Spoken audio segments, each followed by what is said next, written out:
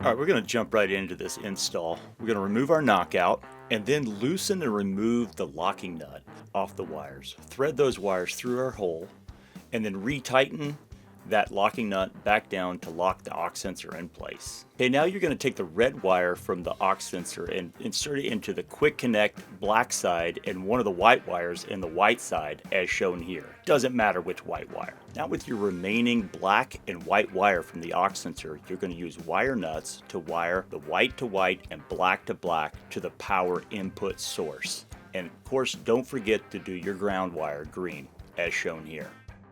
Now you can close up the fixture and lock it down.